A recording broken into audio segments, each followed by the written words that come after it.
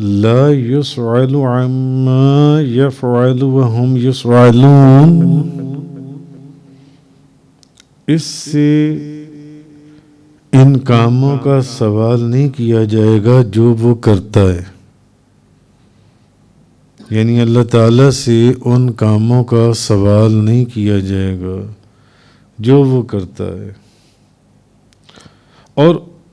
ان سب سے باز پرس کی جائے گی، لوگوں سے سوال کیا جائے گا، نہ کہ اللہ سے یہ سوال کیا جائے گا جو ان سے۔ اللہ تعالیٰ کے کسی فعل کے متعلق یہ کہنا صحیح نہیں ہے کہ اس نے یہ کام کیوں کیا۔ بعض لوگ بے دھیانی میں بہت بے ادبی، گستاخی اور کفر تک چلی جاتی ہیں، کیونکہ اللہ تعالیٰ کسی کے سامنے جواب دہ نہیں ہے کہ اللہ کو کسی کو جواب دینا ہو۔ اس کی وجہ یہ ہے کہ اللہ سب کا خالق اور مولا ہے، وہ کسی کو جواب دہ نہیں ہے، کسی کو، اور اس سے کوئی بندہ یہ سوال نہیں کر سکتا کہ کوئی مخلوق میں سے کہ اس نے یہ کام کیوں ایسا کیا۔ سب اس کی مخلوق اور اس کے بندے ہیں، اسے یہ پوچھنے کا حق ہے کہ فلاں بندے نے فلاں کام کیوں کیا، کیونکہ وہ مالک ہے اور خالق ہے اور سب کا مولا ہے، اور کسی بندے کو اپنے مالک سے اور کسی مخلوق کو اپنے خالق سے یہ پوچھنے کا حق نہیں ہے کہ اس نے یہ کام کیوں کیا۔ نہ تو کسی بندے کو اپنے مالک سے اور کسی مخلوق کو اپنے خالق سے یہ پوچھنے کا حق ہی نہیں ہے کہ اس نے یہ کام کیوں کیا۔ اللہ کے ہر کام کے اندر بے شمار حکمتیں ہوتی ہیں، بے شمار حکمتیں۔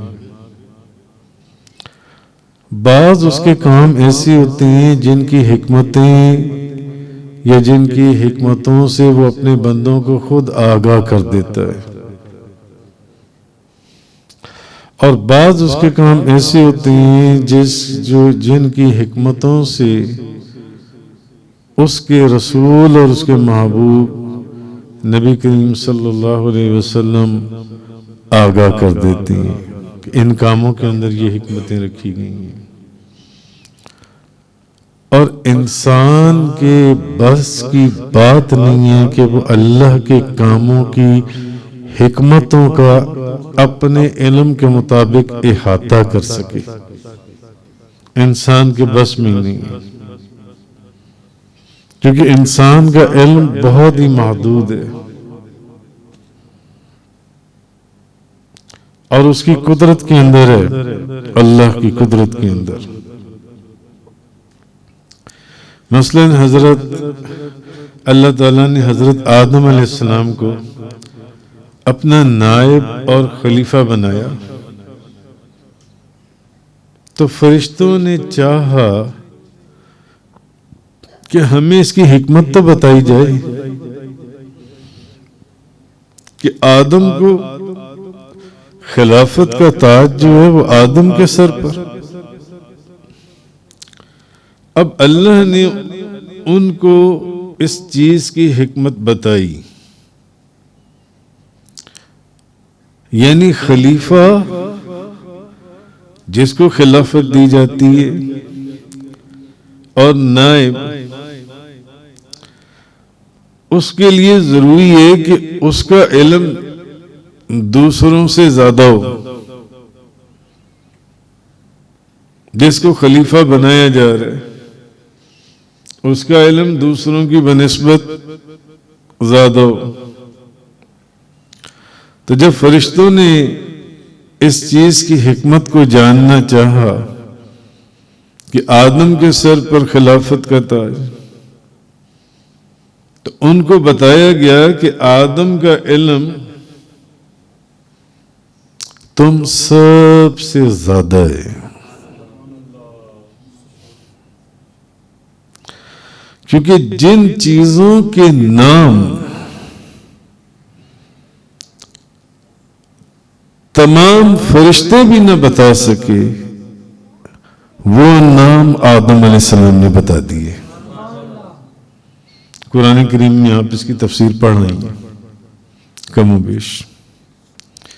آدم علیہ السلام نے وہ تمام نام بتا دیے، تو فرشتوں کو معلوم ہو گیا اس حکمت کا راز کہ آدم کے سر پر خلافت کا تاج کیوں رکھا گیا۔ تو بعض جگہوں پر اللہ کے بعض کاموں کی حکمتیں خود اللہ تعالی بیان کر دیتا ہے، اور بعض جگہوں پر اس کے کاموں کی حکمتیں اس کے رسول اور اس کے نبی وہ بیان کر دیتے ہیں، وہ بتا دیتے ہیں کہ اس کام کے اندر یہ حکمت تھی۔ مثلا اب ایک اور مثال سمجھانے کے لیے، ایک مثال میں نے آپ کو اللہ کے حوالے سے دے دی کہ اللہ اپنے کاموں کی حکمتوں کو خود واضح کر دیتا ہے اپنے انسانوں، اپنے بندوں پر۔ اب دوسری مثال کہ کسی جگہ پر اللہ کے رسول اس کو بیان کر دیتے ہیں۔ اللہ تعالی نے حضرت زید بن حارثہ کی جو متعلقہ ڈائیورسڈ وومن کہ زید بن حارثہ کی جو متعلقہ تھیں ان سے آپ کا نکاح کر دیا تھا۔ ایسے ہی ہے، آپ لوگ احادیث میں، سیرت کی کتابوں میں وہ بڑا تفصیل سے واقعہ لکھا ہوا ہے، تاکہ نبی کریم صلی اللہ علیہ وسلم کی زندگی میں یہ مثال، یہ اگزامپل ایک قائم ہو جائے کہ جو منہ بولا بیٹا ہوتا ہے وہ حقیقی بیٹا نہیں ہوتا۔ جو منہ بولا بیٹا ہوتا ہے وہ حقیقی بیٹا نہیں ہوتا۔ تو حضرت زید حضور کے منہ بولے بیٹے تھے، حقیقی بیٹے تو نہیں تھے نا۔ منہ بولا بیٹا حقیقی بیٹا نہیں ہوتا۔ تو اگر منہ بولا بیٹا اپنی بیوی کو طلاق دے دے تو اس سے نکاح کرنا جائز، اس سے نکاح کرنا جائز۔ اسی لیے اللہ تبارک و تعالیٰ نے سورۃ الاحزاب کے اندر، پس جب زید نے اس عورت سے اپنی حاجت پوری کر لی تو ہم نے اس سے آپ کا نکاح کر دیا تاکہ مسلمانوں پر اپنے منہ بولے بیٹوں کی بیویوں سے نکاح کے معاملے میں کوئی مشکل نہ پیش آئے، کہ کہیں کوئی یہ سمجھ لے کہ جو میرا منہ بولا بیٹا ہے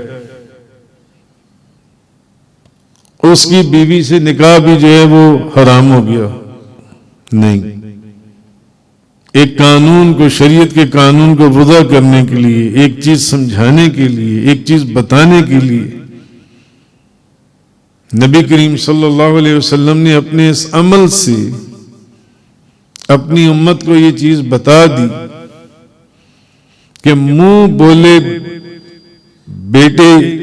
بیٹا جو ہے وہ حقیقی بیٹا نہیں ہے۔ وہ اگر اپنی بیوی کو طلاق دے دے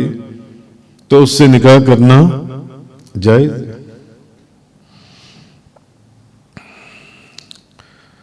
تو اللہ تعالیٰ کے احکامات کی اور اللہ تعالیٰ کے کاموں کی حکمتیں ہوتی ہیں۔ ایمان والوں کو ان کی عبادت کے اوپر اجر عطا فرماتا ہے، اور یہ حکمت اللہ کا فضل ہے، اللہ کے فضل کا اظہار ہے کہ وہ ایمان والوں کو ان کی عبادتوں کے اوپر اجر عطا فرماتا ہے، اور کافروں کو عذاب دینے کی حکمت جو ہے کہ کافروں کو جو عذاب دینے، یہ اللہ کے عدل کا اظہار ہے۔ اس میں اللہ کے عدل کے اظہار کی حکمت ہے، اور مومنوں کو ان کی عبادت پر اجر عطا فرمانا یہ اللہ کے فضل کے اظہار کی حکمت ہے، اور کافروں کو عذاب دینا اس کے عدل کے اظہار کی حکمت ہے۔ پھر جو گناہگار مسلمان ہیں، گناہگار مسلمان، ان کے حق میں انبیاء کرام اور مقربین اور اولیاء کرام کی شفاعت قبول کرنے میں، اس کے یعنی اپنے نیک بندوں کے اعزاز اور اکرام اور ان کی عزت اور ان کی بزرگی کو ظاہر کرنے کی حکمت ہے کہ جو گناہگار مسلمان ہیں، گناہگار مسلمان،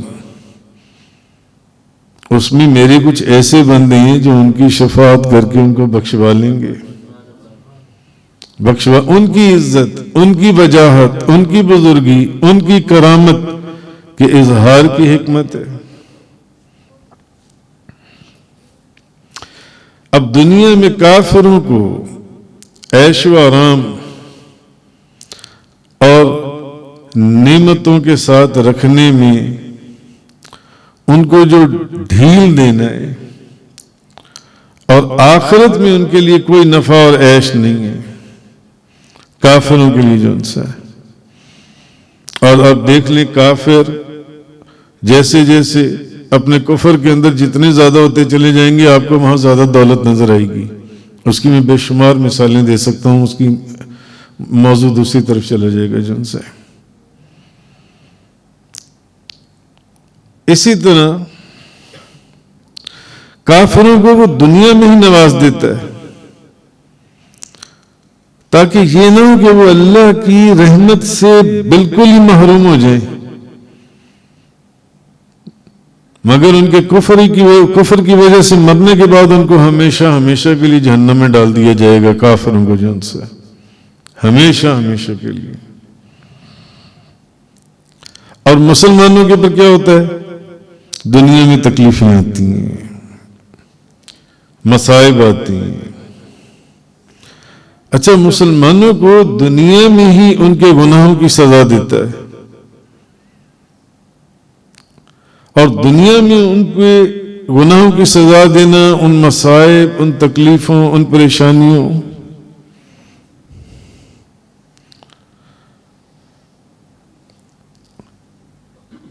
اس کے اندر بھی بے شمار حکمتیں ہیں اللہ تعالیٰ کی،